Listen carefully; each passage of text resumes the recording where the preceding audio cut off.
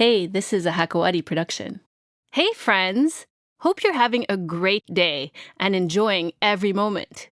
They say the present is all we really have, and that's so true. But every single decision we make in the present affects what the future will look like. My next guest makes a living out of predicting how the rise of technology and how we choose to apply it will change the world order as we know it.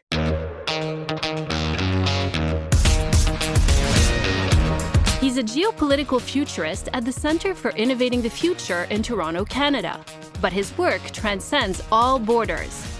He's just released his third and latest book, and it's called The Age of Killer Robots, which explores, among other things, what might happen as countries start to use robots for warfare. Please welcome Abishur Prakash. Hi, Abishur. It's great to have you on the show. Are we already in the age of killer robots? Because if you think about it, unmanned drones and this kind of stuff are already like flying killer robots, right? I definitely think that we have entered the age of killer robots. I don't know if the world realizes that, but a few very switched on defense companies and governments are very aware of that.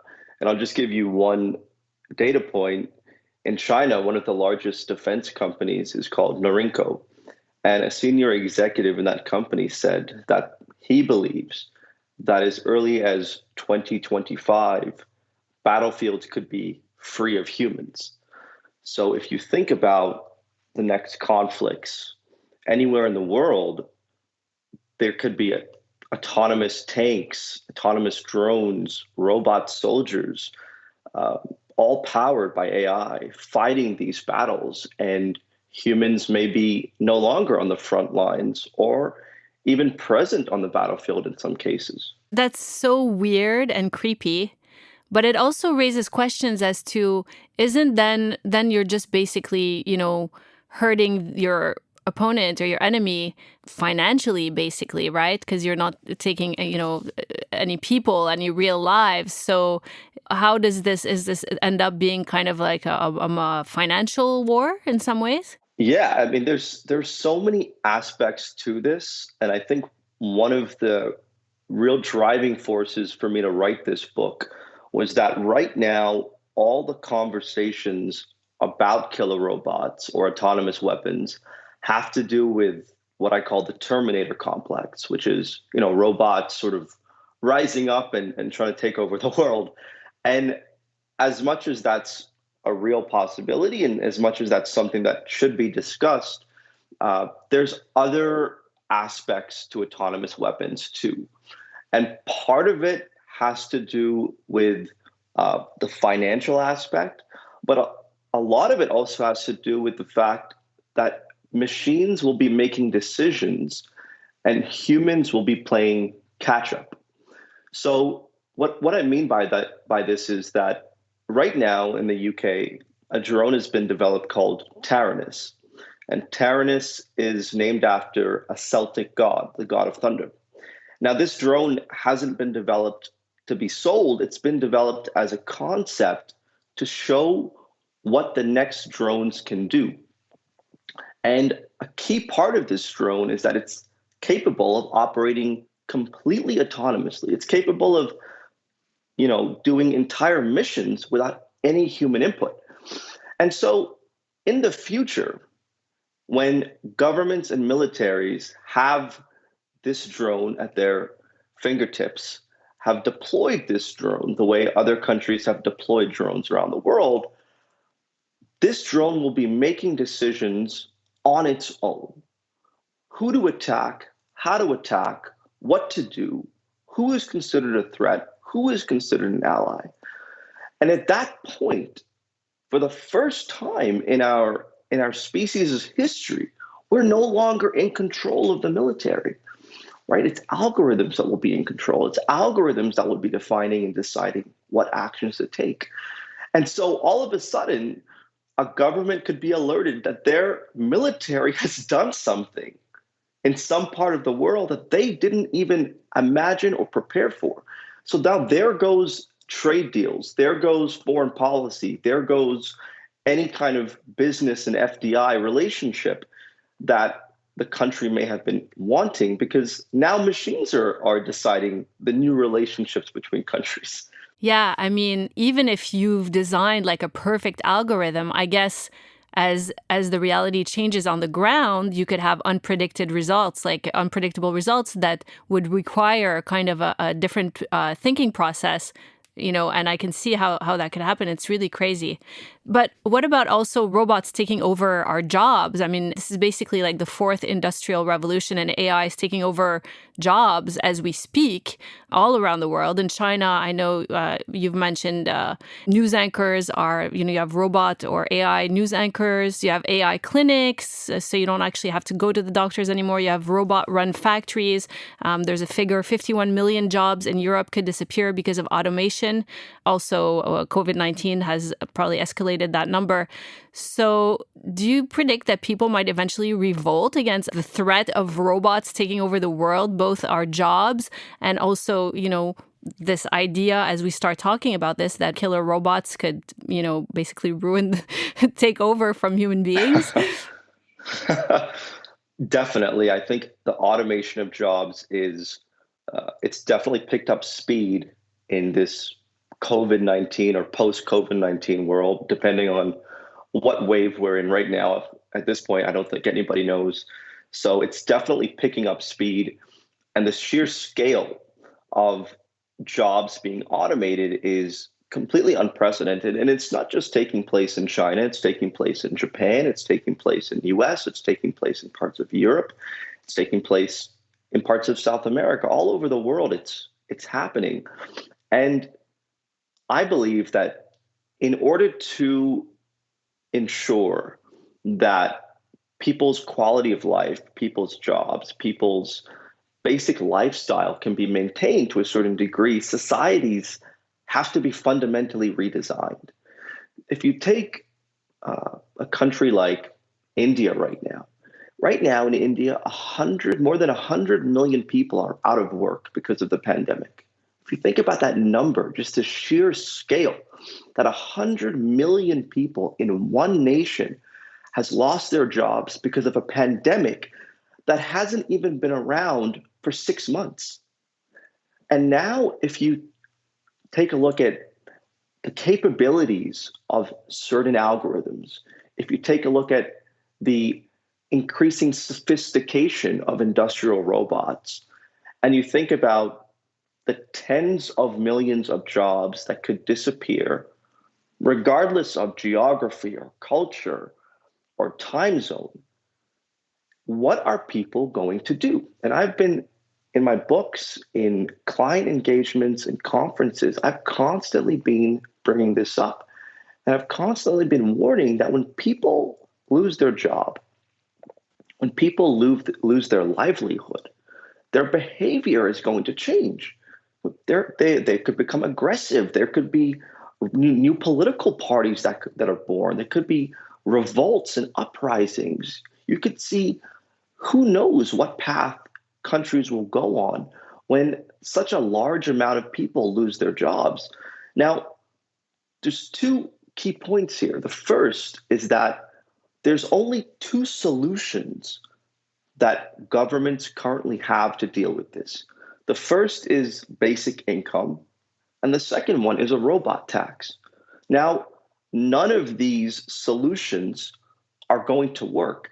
And the fact that right now, in the middle of a pandemic, governments are already trying to figure out how to stop giving free money because they realize that their debt burden is increasing so fast. And this is just one example of why giving free money in the form of UBI won't work.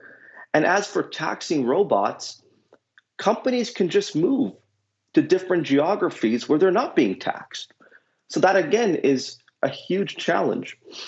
And the second key point is that when people lose their jobs, in the past, it was factory workers or it was certain types of skill sets. But now we're seeing in Japan a creative director in advertising being an AI. Now we're seeing news anchors in China as AI.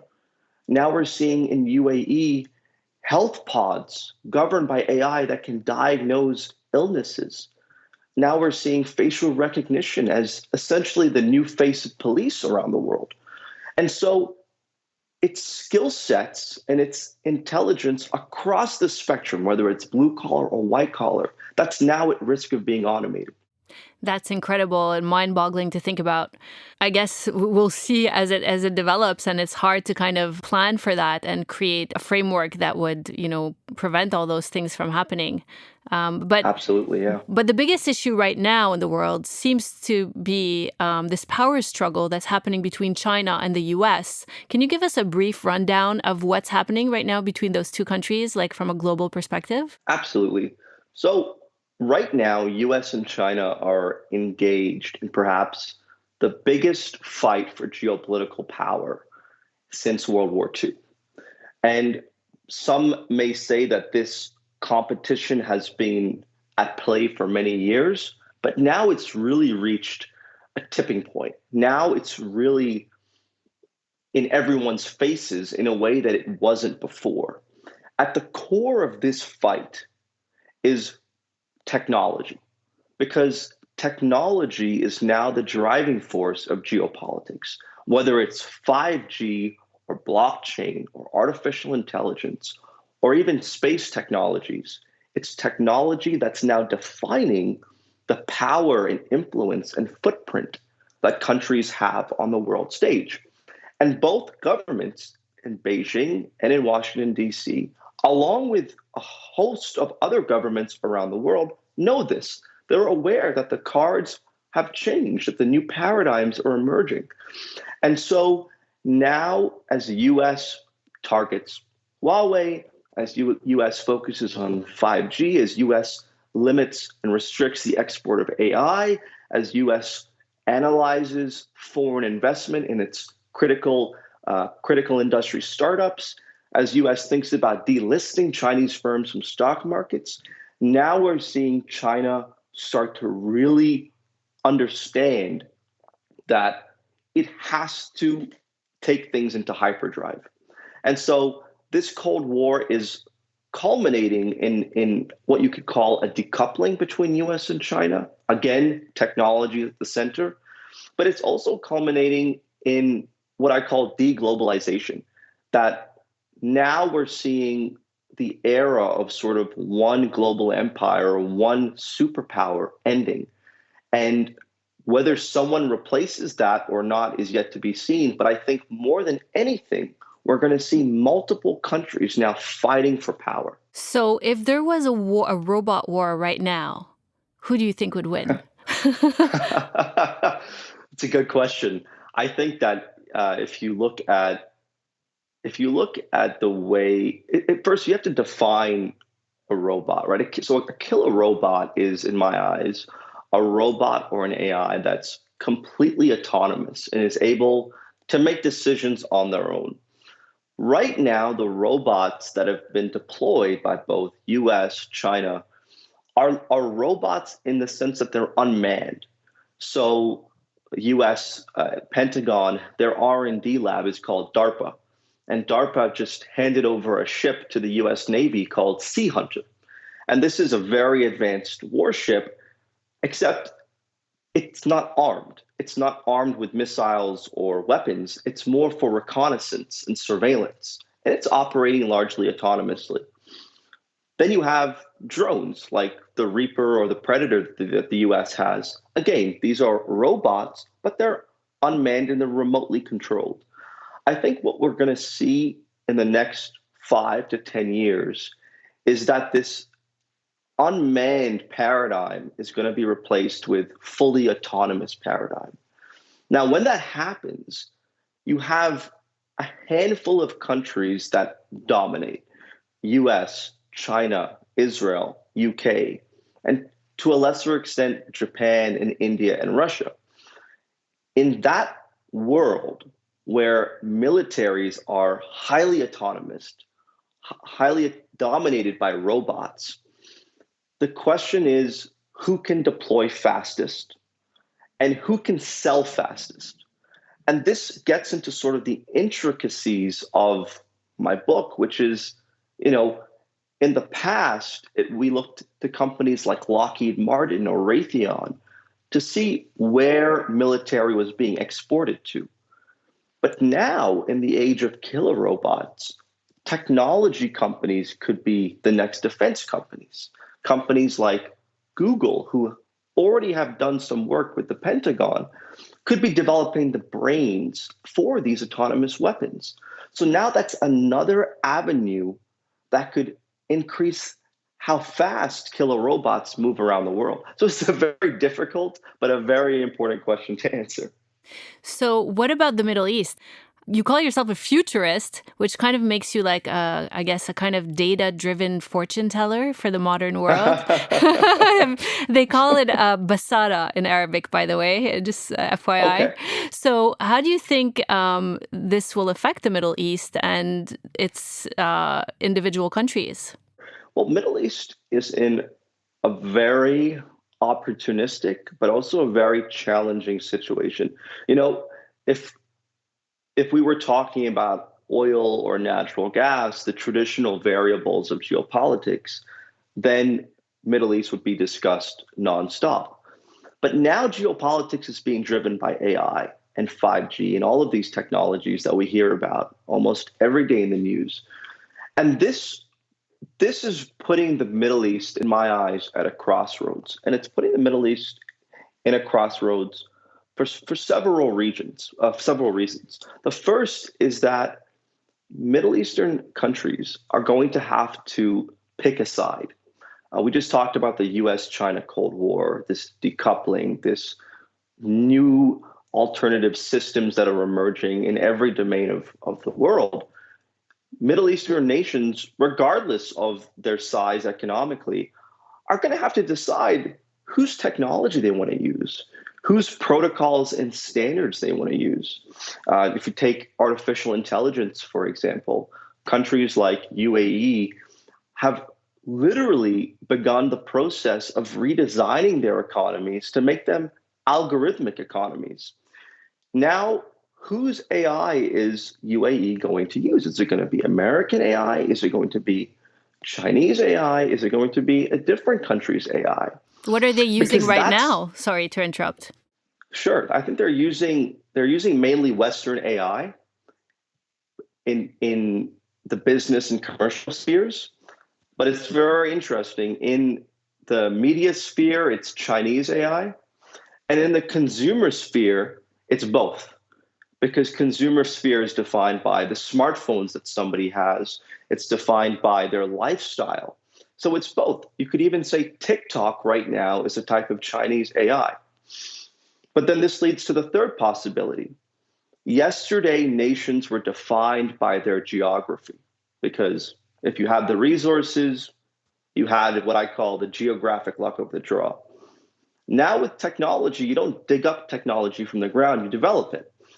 So if you put yourself in the shoes of UAE or Saudi Arabia or Lebanon or Jordan, why do they need to use anyone else's AI? Why can't they develop their own? That's the first big question in front of these countries. A second big question is, when in the past, nations across the world, but especially in the Middle East, have been defined by their immediate circumstances. So, fresh water, energy, defense, these have really defined how Middle Eastern nations operate, how they think, who they align with, their foreign policy, geopolitics, all of it. Now, when nations can solve those problems on their own, will they still operate the same way? So an example of that could be NEOM, right? The huge mega city that Saudi Arabia is building, $500 billion, 33 times the size of New York City. It'll span Egypt and Jordan, completely unprecedented and unrivaled. Now, Saudi Arabia is building NEOM. Why? Because they want to go beyond energy. And NEOM, if it takes off, could create new local industries for Saudi Arabia around emerging technologies. Could this then lead to Saudi Arabia perhaps developing its own defense industry, perhaps developing its own renewable energy industry, perhaps developing its own industries around gene editing and food security and biotechnology? Because if it does, then it means that Riyadh will no longer be dependent on foreign nations the way it once was. And that could fundamentally reset the foreign policy of countries. Yeah, well, actually, I was going to ask you about that because data and technology is kind of the new oil, right? I mean, this is something that people are kind of using as an analogy, and you've used it in your books. If so, where does that leave a country like Saudi Arabia? And is it too late for them to play catch up? I mean, the other countries that you listed are so far ahead in terms of developing their own technology. It would be very hard, it would seem, for a country to come in and develop their own stuff from scratch, or even it's hard to build upon something that you haven't created yourself. So is that really viable, as oil probably in the future becomes almost obsolete, possibly? Do you foresee that as a possibility? I believe that in geopolitics of technology, or next geopolitics as I call it, any country can create a new destiny for themselves. I truly believe that at the core of what makes geopolitics of technology different than previous waves of geopolitics is that nations are no longer defined by their past or their history or their geography. They can reset and recreate. And as much as geopolitics of technology has begun, and as much as so many transformations have already taken place, it's just begun. It's not in its middle phase or late phase, not that this is ever going to end. So whether it's Saudi Arabia, whether it's Lebanon, whether it's Qatar, whether it's Egypt, whoever is thinking about this has the ability to invest, has the ability to create some kind of role for itself. Now, going to data, a key question in front of every country, especially Middle Eastern countries, is whose standards and protocols are they going to follow? Again, this goes back to picking a side. As far as data goes, every nation right now is building rules around data. India, for example, is doing data localization. EU has created perhaps the most stringent and comprehensive AI regulatory framework in the world. Now, Middle Eastern countries are going to be faced with this question. Well, how will they approach data? Now, this is two-step. First, it's obviously regulating data in terms of how it's collected, where it's stored, what kind of information can companies collect on people, et cetera, et cetera. But then it's also, what does data enable, right? So data is the food for AI. It's what makes AI work. It's what makes algorithms smarter, except it's institutions like UN, it's countries like China that are building the standards and rules for how AI can be used. So this is almost like a long tail. A country like Saudi Arabia or UAE may want to redesign their economy around AI. But what they can do with AI is being defined and decided by somebody else. But then it leads to another challenge. Should these countries continue to abide by the so-called global system? What's to stop any country in the Middle East from saying, no, I'm not going to use your rules or your standards. I'm going to develop my own. So you can see here that there's a lot of moving pieces. And ultimately, it means geopolitics will become more chaotic and more volatile than it's ever been. Yeah, so what do you know about the UAE's Ministry of AI? They're obviously trying to do what you're talking about, oversee technology, create a proper framework for how it should be used across that country. What do you know about it? And should every country have one of those? I think every country should have a Ministry of the Future. It's something that I've been talking about for some time, that governments should create a cabinet position and have a minister of the future there, and I can get to why in a second. UAE has had their Ministry of AI for a few years now, and when it launched, it was a really big deal because it showed how switched on the leadership in UAE was and still is. But right now is the big test for that Ministry of AI. Right now, in this era where the pandemic has changed so much, where economies need new lifelines to grow, the Ministry of AI now has to go beyond simply trying to attract startups or trying to build talent, i.e., through their AI university. Now is the time to really test whether Ministry of AI has what it takes to lead the UAE forward. And an example of what I mean is perhaps UAE can build an AI healthcare system. Right now, South Korea, it's quite fascinating. One of South Korea's biggest exports is smart cities. The entire platform for a smart city, South Korea is exporting around the world. So in a same sense, right now, UAE could build an AI healthcare platform that can diagnose conditions, perhaps even propose medicines, and start exporting that. That's an example of true leadership in this age of AI, in this age of geopolitics of technology. Do you worry that all this data, all this technology is taking away from our freedom as human beings and from our power as individuals as, we become less and less relevant in every part of, our lives? Definitely.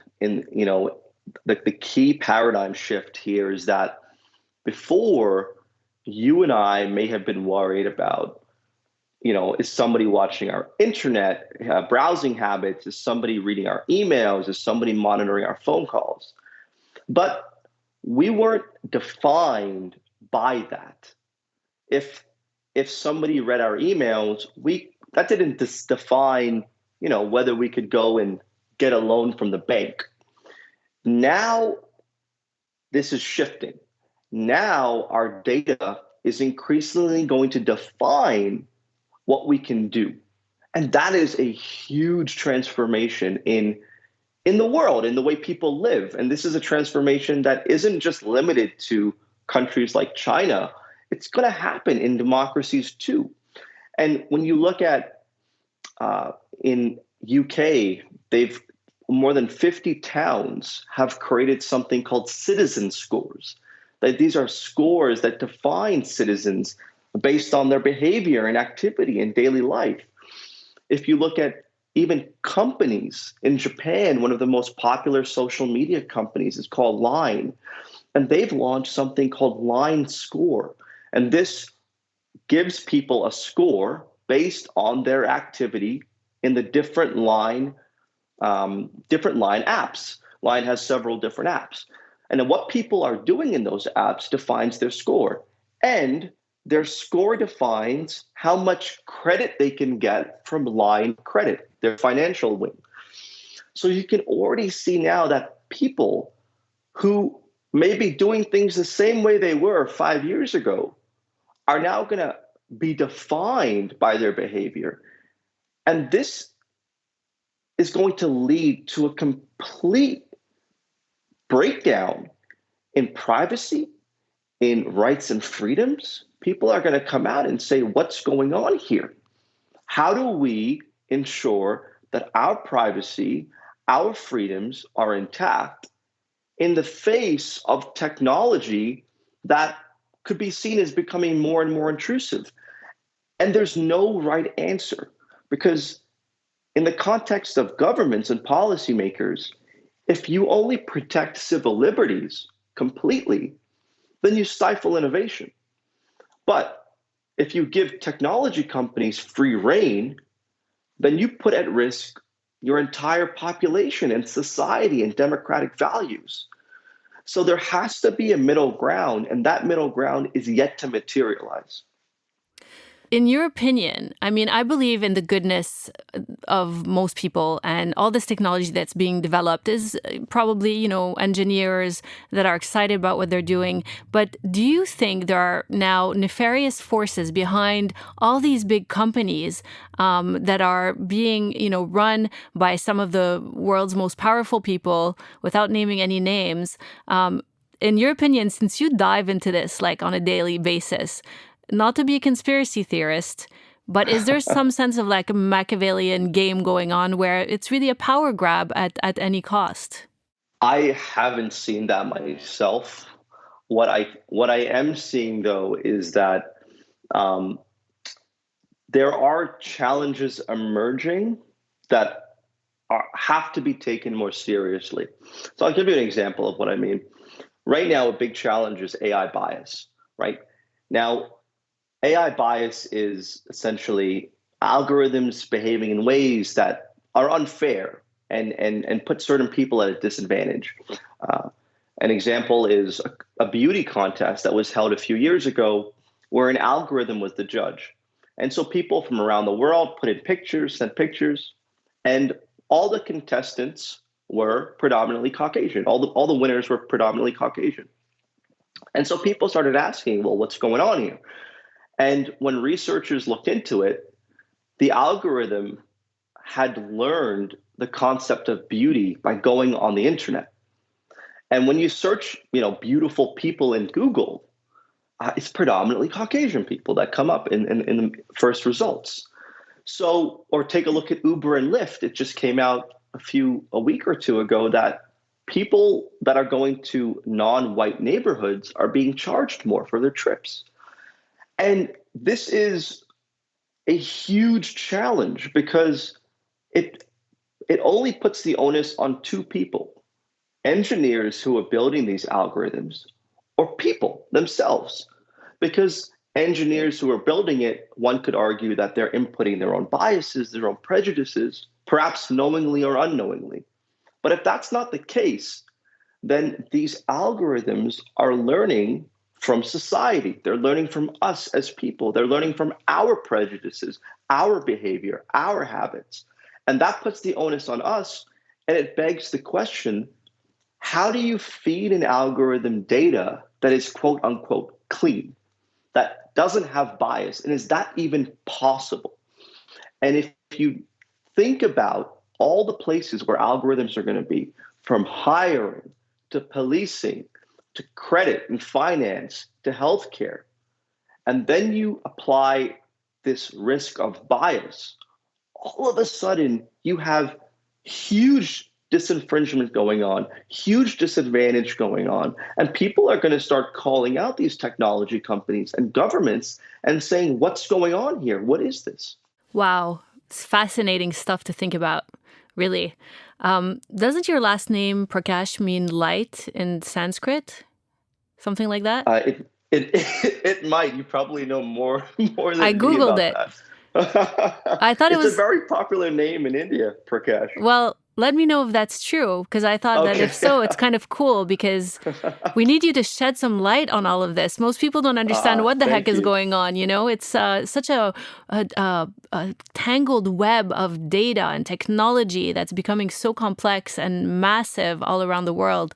So it's really nice to have someone that's paying close attention and they can explain it in such a clear, easy to understand way. Thank you.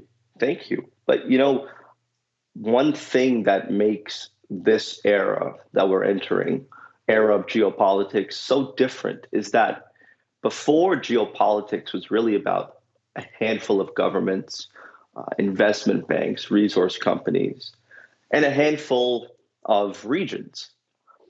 Now, and that meant that, the average person wasn't really affected by geopolitics. Now we all are. Now, even an app like TikTok is considered geopolitical. Now, data, who has the data, where's the data going, is considered geopolitical. Now, when we travel, we might have to, our faces might be scanned by facial recognition software coming from another country. So now everybody, everywhere, regardless of their profession, their geography, their gender, their age, anything, is going to be defined by this new world. And so this makes this new era of geopolitics far more personal and far more important than ever before. Yeah, and TikTok is a whole other story, a whole other topic that we could talk about. And they're kind of coming in strong right now in the Middle East. We actually had a guest from there a few weeks ago. There's so much to talk about and so little time, but it's been really great having you. I hope you come again soon. Absolutely, Nadia. Thank you so much for having me on. It was great fun. And tell us where your new book is available. Absolutely. You can order it on Amazon worldwide, and it's available right now. Killer Robots. The Age of Killer Robots, correct. The Age of Killer Robots. Food for thought tonight as we go to sleep and have nightmares. That's it. Thanks for listening, and be sure to check us out on social media. If you liked this episode, you'll love TMR's laptop bags and unique bracelets and necklaces, all made for people like you in Beirut, Lebanon. You can see them on our website, themensroom.show, and you can buy them on a growing list of websites, including maisonorient.com, which will ship it to you for free wherever you happen to be in the world. See you next time.